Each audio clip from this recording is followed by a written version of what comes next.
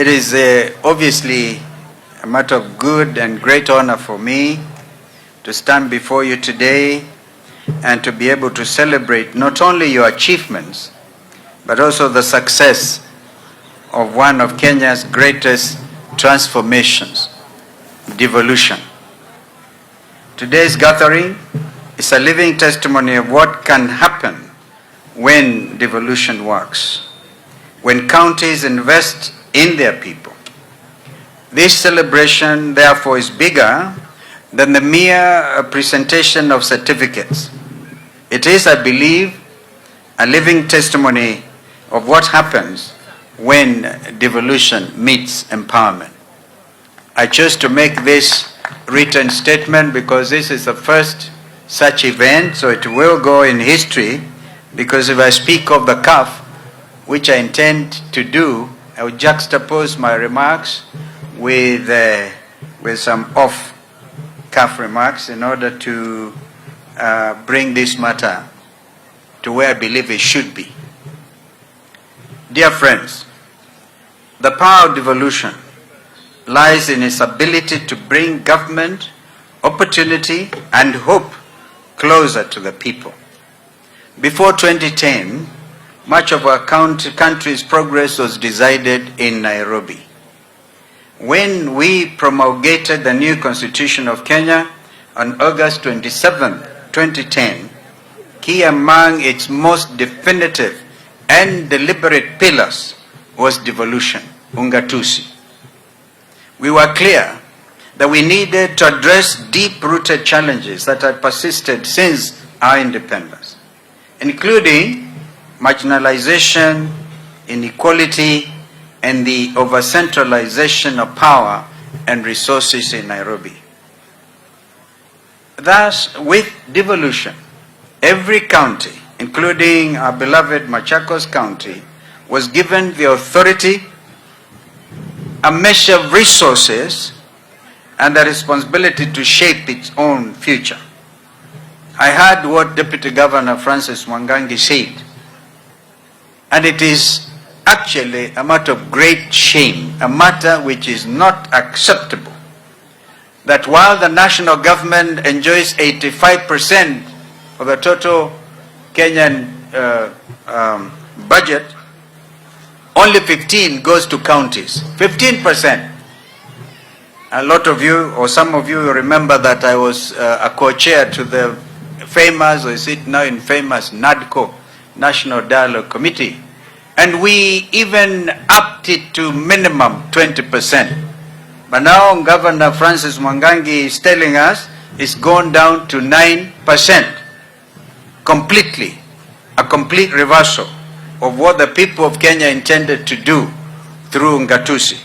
Imagine if Governor Wavenya is operating within the 15%, by the way, is shared between the 47 counties.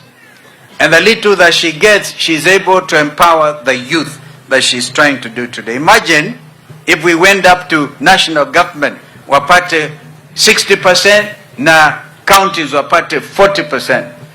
In fact, in my view, we should make it 50-50, because all the stealing that is happening in Nairobi is because they have a lot of money to throw away. And yet, as I speak to you, our university lecturers have been on strike.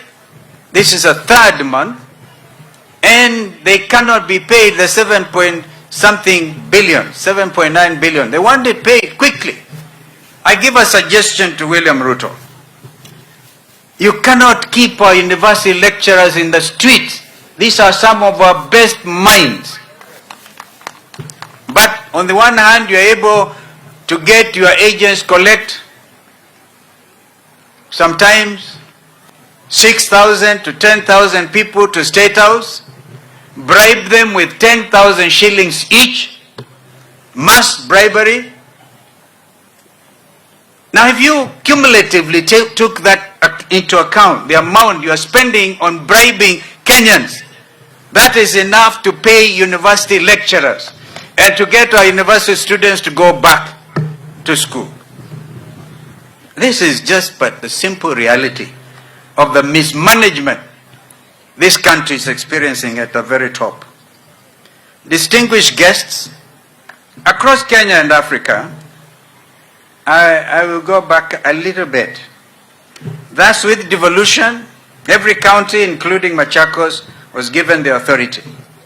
Devolution, fellow Kenyans, is not just about building roads and markets, as Governor Vinya said, but it's also about building people. Infrastructure is important. Yes, those roads and those bridges and those dams, like the one what Kibaki and I had even passed through and got funding from the African Development Bank, the Thika Dam. We should have and really brought in a lot more water to go beyond Machakos and beyond Matu to get into Mwitasiano and get a lot of water all over. But that is a matter that the 85% by the national government, even assisted by our development partners like African Development Bank, is still sitting there as a white elephant.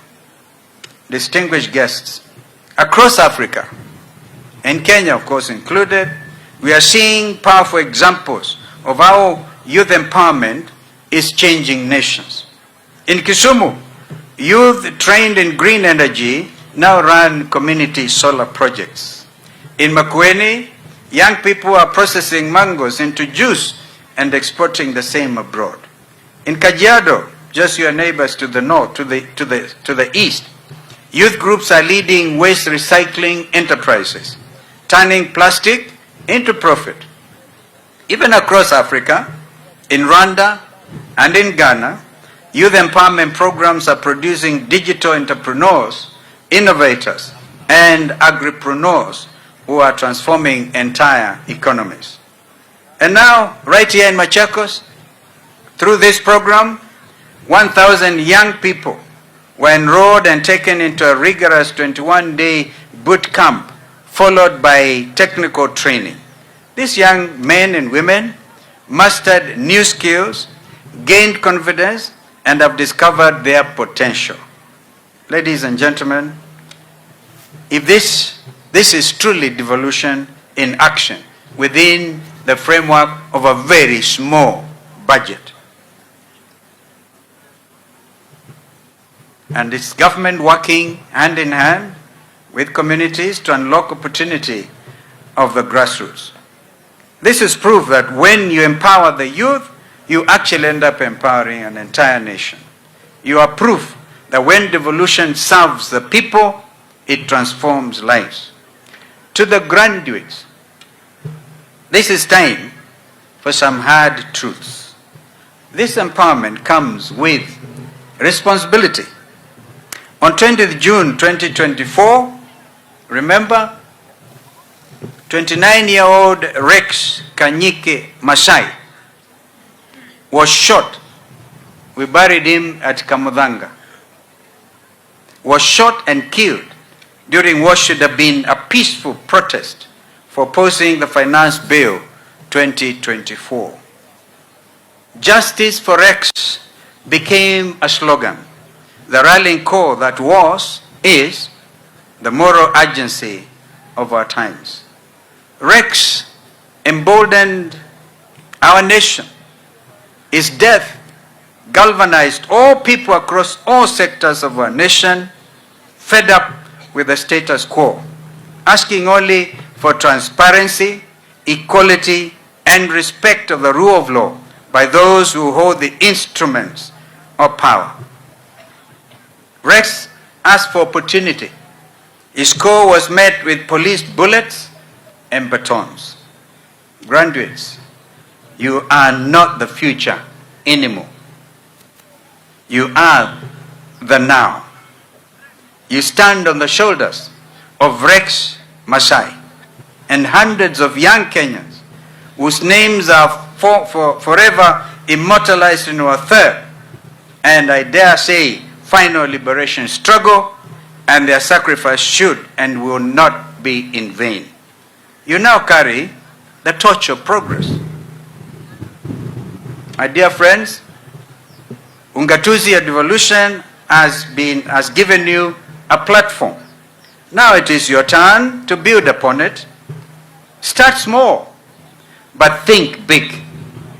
Collaborate with others.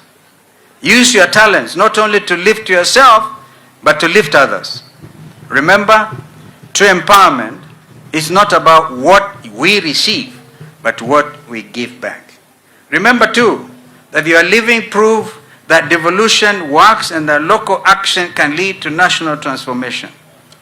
I urge you therefore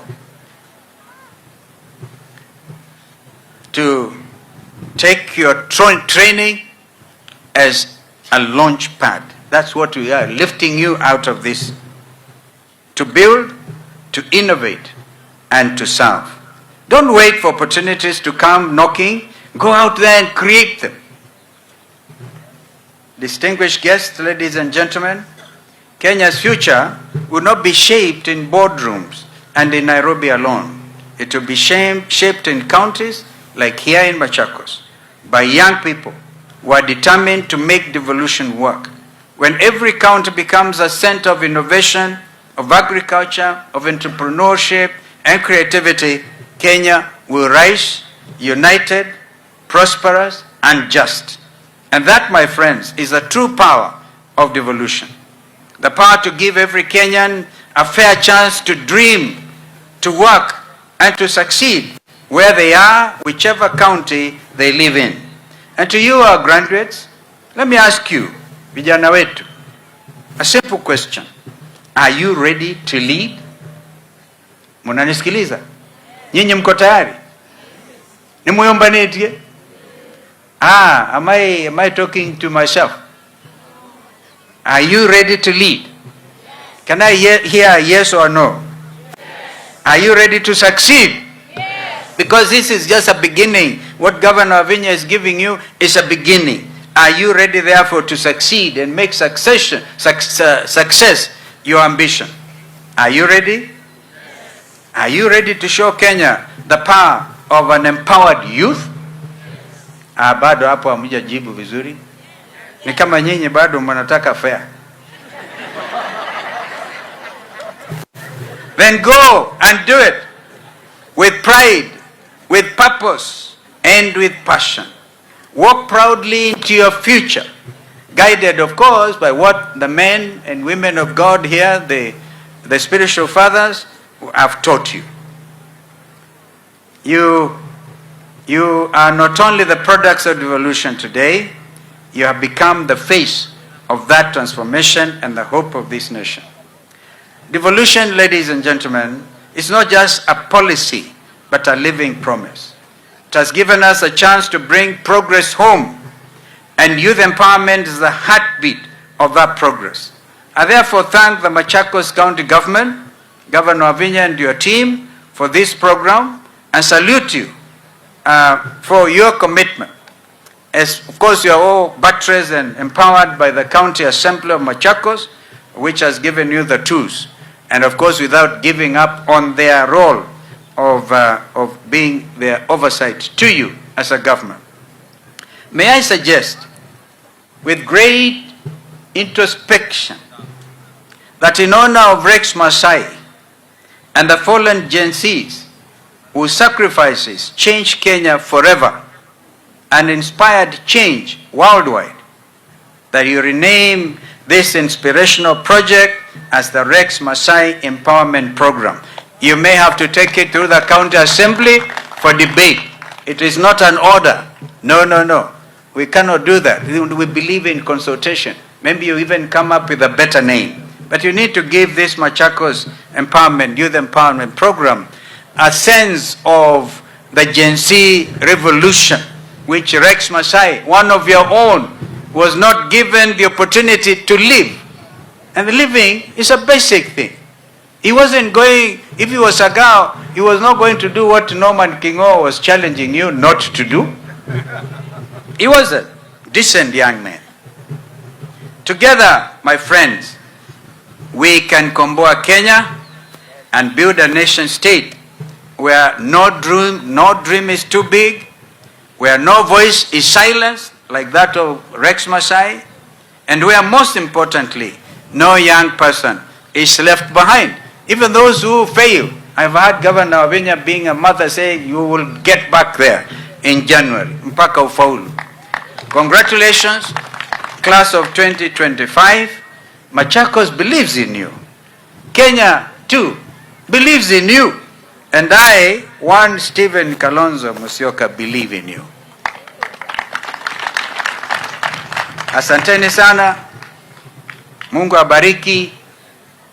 Na hongera vijana wa Machakos na Mbaitu. Iyo bei kabio kule. Nemo mbewa.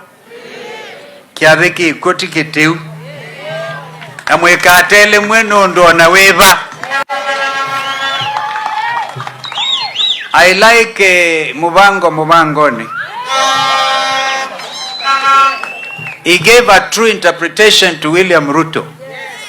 When in Kitui, alisema, what is this thing munasema vomwe na betwe? I like what Mheshimiwa Munyaka told William Ruto. Vomwe na betwe means you, William Ruto, will be one term.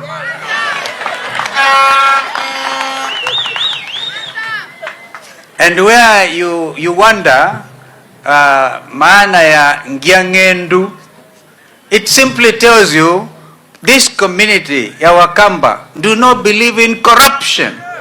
We are not corrupt. Therefore, Governor Wavinya, you have done well. Accept oversight, accept criticism. Let us not go out there praise singing. Hey, you know, I was very shy here. Mukianza kusema Kalonzo the sixth. Hatuwezi kuwa the sixth if these young people do not take out their voters cards. Mwe tayari kuza kura. Alama tayari kuoko yolo. Alama wasetei kula kuoko yolo. By the way, Governor Wavinya, I've read in the national media kwamba wao tayari Machakos is leading in taking out the... So Machakos, go out there. That is your weapon to reclaim the dignity of Rex Masai. If you don't want Masai to have died in vain, chukueni ukura, make this administration which has failed, and I have no hesitation to tell you it has failed, make it absolutely one term. And it is not a cliche, it is now becoming a true vision of every Kenyan who cares about the future of this country. Just look, for example, William Ruto has given orders to now clear the little forest cover we had in Masai Mao, for example, one of the most important water towers, which actually sustains even the ecosystem in the Masai Mara world-famous game reserve. And everything is now moving in the direction of Tanzania because the Mara River is drying up. And President Ruto goes and says, ile miti mzee ikatwe. How do you, somebody ambaye anataka ku make a profit, destruction of our forests? Mwesa umeona ba aiteta Ndwebeti Hills, like kataeni Governor Wavinya, musikubali, because that is the only little thing left around here. You know, just destroy your country. For what purpose? For monetary gain? No. Lastly, I was so happy to see our clergy leaders here, our spiritual fathers. Bishop Kababu, I'm told you are the chair of the level 5 hospital. You know that William Ruto, through SHA and SHE, has even failed to honor the commitment he gave to some of you when you went to see him. Asema atalipa SHA and SHE. Bishop Norman Kingo and the Catholic fraternity, you're doing us proud. The Catholic Church has remained strong and the leader in education, in hospital and healthcare giving. When we laid Bishop Kyoko to rest at the cathedral here, because I was there, then we named Bishop Kyoko Hospital after him. We were hoping it would be made to succeed. But it looks like Ruto promises everything and he wants, when you leave State House, an end opposite. So we have to fight for our rights. Akamba, twike. Tala ndumet ila nyamusi toang da. Tula tuzamutu itoang da la mezinda kwa yulu. Da yosa wanachao. Ithi Akamba twenda. It is time to show. There is this time And this is God's given time to make the change. And therefore, let us start with a clear message. I know we are next to Mumbuni North, Mheshimiwa Munyaka, niko kuli andumaitu kwa ndaya Mumbuni North. Tafadhali, kibela Wiper Patriotic Front ikaima Okiosa, hiyo na agachagwa na anatembea na Matiangi na umealange mazi, yu Kalonzo, we mwe kibela kia ward, na we ndo tuika president wa Kenya, imonde siambaitu tuika alike hivo. Alama tayari makazi tuili kaiwezi tu minavo. Baune kendo tumbekewe kendo nde, na no bakatumbwe kendo chukwa ndai yasio nde, na usindwe sawa, bata na dhina. I don't even want to come to the ground. Nondo nye, nikuenda nuke kwa mbia kwa zia hii na hii, tafadhali tusaidiane. Because it's the only by-election on the 27th in this region.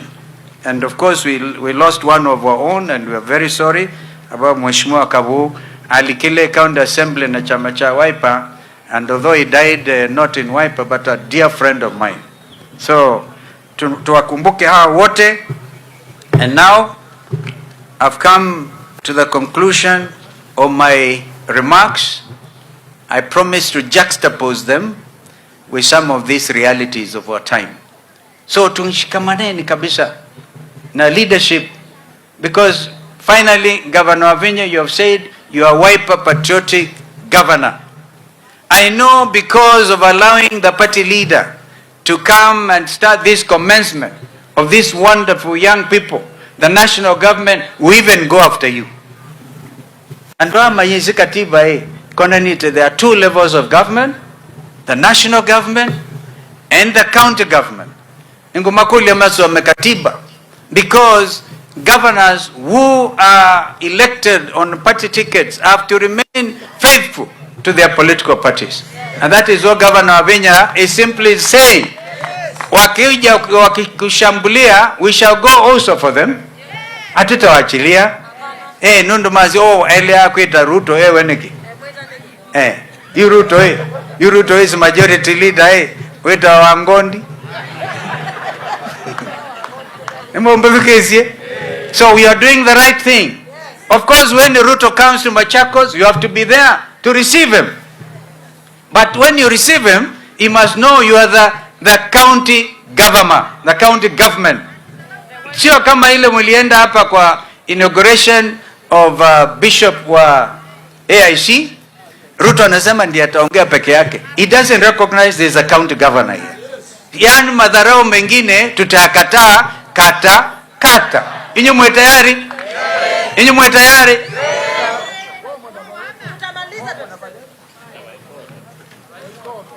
Awaikoto. Mwe.